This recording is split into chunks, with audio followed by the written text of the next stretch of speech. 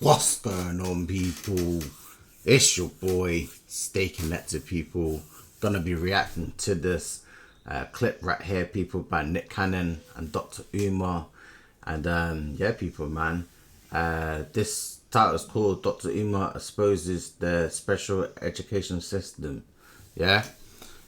So let's get into this one right about now.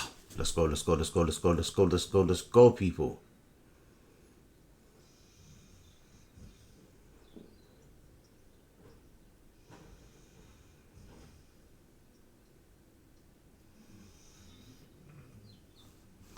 Let's get into this, man. Let's get into this one. You're even an administrator Yes. in certain schools. Yes. So our young black men, I mean, from special education to ADHD, we get classified because the system isn't built for us, specifically the public school system. They don't understand us, and they actually get paid Absolutely. more money It's a hustle. the more that they classify us with these diagnoses. So Absolutely. please unpack, let's get into that. And I'm going to start with what you gave us already. Okay. Because I can use your pathway as an example to show what they do to so many of our boys. Right, right. So for example, you were in the 3rd grade. Yes. That's normally the grade when they start evaluating black boys for ADHD. Yeah, yeah. Now just to back up for a minute, first it was ADD. Yeah. Attention Deficit Disorder. Right. 1980. Right. The problem with ADD is there's no drug that can make you pay attention. So when you deal with mental health, you have to deal with the influence of the psychiatric drug cartel. There's no such thing as talking about mental health without talking about Wall Street drug profits. Wow. They go hand in hand. Come on. Psychiatric medication is a $30 billion a year industry. You're talking big bucks for small pills. Wow. You see? Yeah. So now, when you look at 3rd grade and you look at the criteria for ADHD, a lot of what you need to display to be classified with it could be arguably considered normal behavior for an 8, 9, 10-year-old. Right. You see the contradiction right there, right there from the beginning.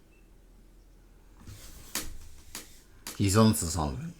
He's onto something, people.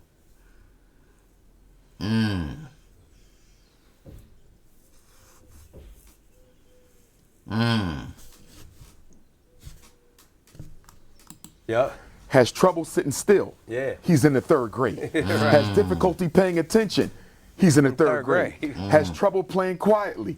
He's in the 3rd grade. So at what point is this mental? Very, very young to be doing too much and having too much done to them. You know what I'm saying, people? It is crazy, though. But I like this conversation. Illness versus you practicing discrimination against traditional male behavior. Right. A big issue I have with ADHD is it is And the H is for hyperactive. and the H is for hyperactive. Yeah. So in 80 when you had ADD, I think all these things, they always change the meaning every maybe like you never know when they're trying to change a word or change actual meaning or something. Because it used to be this, it used to be that, it used to be this, it used to be that. Now it's called this, now it's called that. Let me add this, let me add that. Know what I mean? Some of them can resonate with each other, but some of them have got too much of a different meaning now. I'm trying to keep up with whatever anything means nowadays. it was just deficit, no hyper. Right. But the drug companies weren't getting paid. Right. So 7 years later in 1987, when the DSM-2 or 3 came out, I forget which one it is, that's when they added the H. Yeah, that's So- right during my time. Absolutely, you see that. Yeah. So right now, the way the DSM-5 operates, Right. even if you don't meet all the criteria, I can still label your child as ADHD. Let me say that one more time. Yeah. Even if you do not meet all the Criteria. criteria, I can still label you Wow. as ADHD. Right. And with the new DSM-5, Nick, they made it easier for us to classify children with ADHD because before we needed to see symptoms by like the age of 8. Right, right. Now it's like you need to see symptoms by like the age of 12. Right. Before, we needed to see clear evidence that these problems was disrupting this child in several life areas. Right. Today, the bar has been reduced, and it just needs to cause some sort of maladaptive activity, if you would. Right. And I'm paraphrasing the criteria, but the point I'm trying to make is they lowered the bar. Right. So now it's easier to put children in with the ADHD. Right. So, number one, you have an issue of male behavior being criminalized and pathologized. Right. Why is that a big issue? Because most teachers are what? Female. The public school is a female empire. Most teachers are women, black or white. Right. The problem is female teachers, because they were never boys and have never lived as men. They don't know that the behavior that they see. Yeah, I think likewise. We don't never know how they act and are alike as well. Vice versa, you know what I mean, people? A lot of it is normal. Right. This is what boys do. Right. If you had more male teachers, there would be less referral for ADHD. Most children, black boys in particular, are diagnosed So it's a mind thing, isn't it? It's a mind thing. That's what you're trying to say. with ADHD almost exclusively off the recommendation or complaint of a white female teacher and a frustrated black mother. A black woman and a white woman are working together, and they're driving this ADHD machine. Now, for me, one of the things that concerns me a lot about the ADHD crisis, because that's exactly what it is, Nick. We can go to some of the schools in Los Angeles, and literally, almost every boy, especially if he's black, almost everyone, if not everyone, is on some form of psychiatric medication.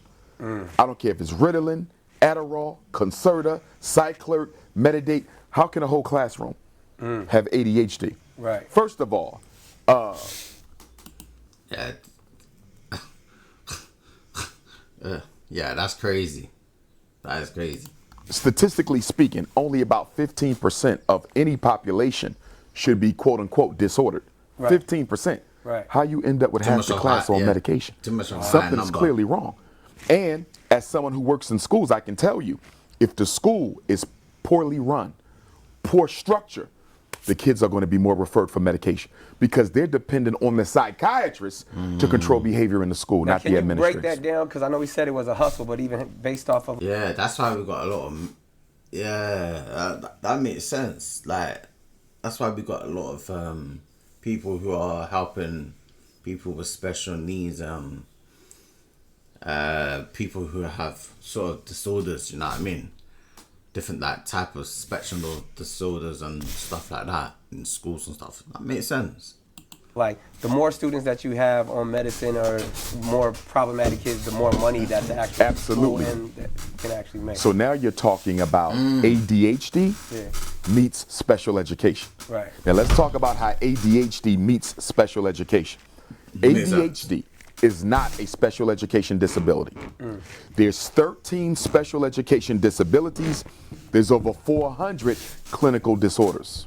Bipolar, borderline, depression, anxiety, schizophrenia, ADHD, conduct disorder, ODD. These are clinical disorders. Too many They are not names. diagnosed in the school. Although I'm trained to evaluate for ADHD, if I'm gonna do it, I gotta do it in the clinic. In public and charter school, you cannot diagnose a mental disorder, only learning disabilities. So you say, if that's the case, Yeah. why are there so many black boys in special ed for ADHD if you just said y'all don't diagnose it in the school? Right. Because one of the 13 federal special ed classifications is other health impairment, OHI. OHI is any medical or psychiatric problem that affects your ability to learn in the classroom. Right. You see that? Yeah, yeah. So your mother or father gets you diagnosed with ADHD. You bring that evaluation back to the school. Now that they have the evaluation, they can legally evaluate and consider classification for special ed purposes. Right. In other words, you can't even end up in special ed unless your parents give the school that outside diagnosis. Right. And I'm on a mission to tell parents, black parents in particular, stop getting your children evaluated for ADHD. Because if your son can learn, why does he have an IEP anyway? See, remember this, Brother Nick. In order to qualify for special ed, Right. you not only must have a disability, Right. it must affect your learning. Stay right there. All right. If we go to any classroom, we're going to see thousands of black boys who have no problem learning. Right. In a special ed class, Right. Why is he in there? Right. For discipline problems. It is illegal in the United States of America to place a child in special ed for behavior. Special ed is not for behavior. It is for learning problems. But guess what?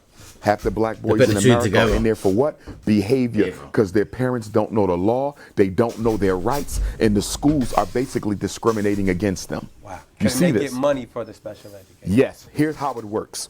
When you evaluate a child for special education, if they qualify, their name goes into the computer. It's transferred to the State Department of Education. If we take California, that would be Sacramento. Yeah. Normally, by the end of the month, there's an electronic transfer of funds to that school district for your child. Wow. On average, special ed children are worth twice as much as the regular. So let's say Nick and Umar are second graders. Right. Nick is a regular student. Umar was referred for special ed. Right. I qualify. Right. Let's say the school district we attend spends $9,000 per pupil. Right. Right? Once I qualify for special ed, I'm not worth 9 no more. I'm worth 18,000. Wow. It's double your money. And they get that extra 9 every year. I'm in special ed. So if you're getting an extra 9, let's say we're in second grade. Yeah. He's onto something. He's onto something. Things are starting to connect. You know what I mean? It's like a brainstorm. Starting to put the brainstorms together. Starting to piece things together. How he's breaking that down. I like this. Extra 9. You got 10 more years of school before you graduate. Right. That's 9,000 times 10 years. Yeah. That's an extra 90,000. One kid. One kid. What about 100? What about 1,000? So I want you to see that special ed is a multi-million-dollar empire based on lies. Right. And why do I say lies?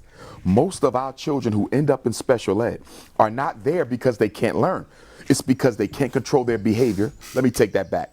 Haven't been taught how to control their behavior, or they haven't been taught the skill for which they're being evaluated. Wow. 80% of kids who are put in special ed, Brother Nick, are put in for reading problems. Reading, right? Which I have had all my life. You see? Yeah. Right, reading. Yeah. So, but can be taught to overcome it. can be taught to overcome it. Yeah. So why you got all these children in there for reading? We don't have people who can teach children how to read? Right. Of course we can. You got 2 issues. In order to properly teach reading, you really need to have some kind of a phonics approach. Most public schools, a lot of them, have taken phonics out of the instruction. Yeah. Phonics is basically mastering the letter sound association. Yeah. If you don't master the letter sound association, how you ever going to learn how to read? Right. You see that? Yeah. So the reason why a lot Yeah, that's true. I can't even lie. Like, you're always gonna have like complications. Like, and this is where, when he's breaking it down, it makes sense now. Like, can't even lie to you. He's breaking it down hard. Do you know what I mean? See, I like the conversations that he has with these sort of things like that, man. It makes me like, that's what it is. You know what I mean? You get me, people? A lot of children Like are these disadvantaged in conversations. learning reading is phonics has been removed from the instruction. Now, let's That go can to be taught at an infant level. that can be taught at an infant level. Children can read at 3. What do you mean he can't read at 13 with normal intelligence? Right. Now, let's go to the home. This is where we got to take responsibility. Right. Most parents, they just celebrated Christmas. They bought a whole bunch of gifts, right? Right. How many had books under the Christmas tree? How many had a dictionary under the Christmas tree with more than 100 pages? Phonics program. How many had a thesaurus under the Christmas tree? How many bought a complete set of encyclopedia A through Z under the Christmas tree? Right. Most of what was under the Christmas tree was tablets, cell phones, Right. HD TVs, laptops, video games, clothes, hair, sneaks, right? Right. Now, most parents would never even realize this, Nick. You are consciously investing in your son's future incarceration. Why am I bring saying that that? up. Because if he's in the 5th grade, reading on a second, and you just bought him a video game, a HD TV, a tablet, and a phone. Yeah, that makes so sense, man. I'm not gonna lie. Yeah, it makes sense. I get what you're trying to say. They're gonna get very stuck to that one thing, innit? He's gonna be conditioned, basically. What's the chances he's going to be doing any more work to improve his reading skills? It's He's true. not. He's not. You just invested in his distraction. You just invested in his That's the future word, mass distraction. incarceration. Yeah. You see that? Yeah.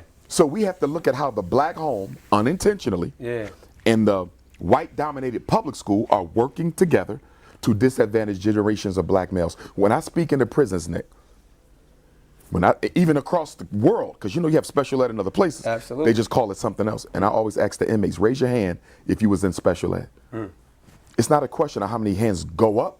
It's a question of how many hands don't go up. Nearly everybody in there, black or white, had an IEP coming through school. Well, this is a thing where I wanted to go to, because you showed the economic infrastructure of, everything from the pills and the diagnosis and the prescriptions, from ADHD to any other disorder. Yes, sir. And then you showed the infrastructure of how, they're making money based off of your classification with special education. But then the one thing that we all hear about from time to time, and is you brought it up, is the school to prison pipeline. And that idea of just like, they're not here to educate us, they're really here to prepare us. And there's even been standardized testing Well, they to should where be. at the third, fourth grade level that they can determine which one of these students will spend time in a penitentiary, and probably how much time they'll spend in there. And I mean, I would love for you to kind of unpack that a little bit more, but just seeing how severe it is not that we're not just sitting here having a conversation about, your kid's classification. It's really about,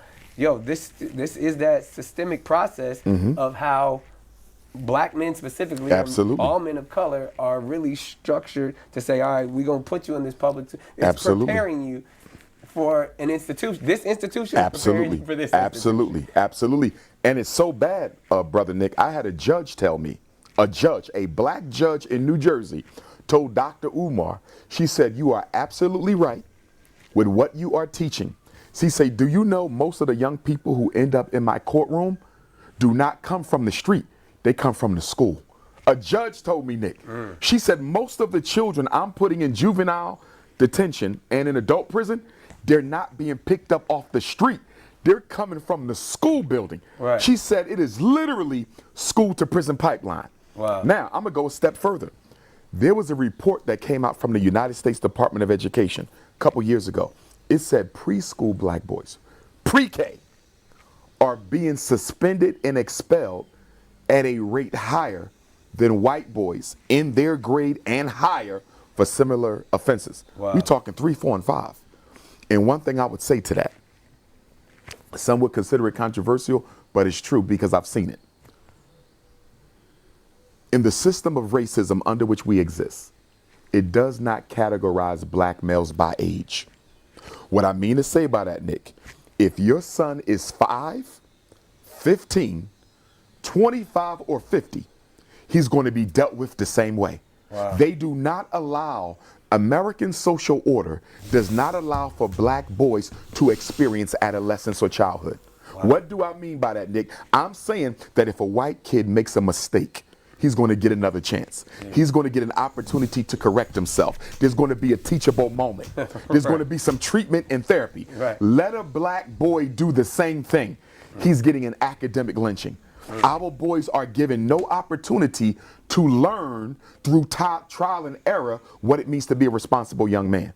This also comes back on the household too, because so many of our boys are being raised by the mother. 2/3 of our children are being raised by the mother. And this is not to criminalize the mother, but because of the absence of the father, we are the men. We teach the discipline. If the men are not in the home, they're not being taught discipline. So you have a kid who's 4, 5, 6, 7, 8, 9 times more likely to be disadvantaged because of his color. And we're not even making sure they have the discipline necessary to survive the system. So we actually prepare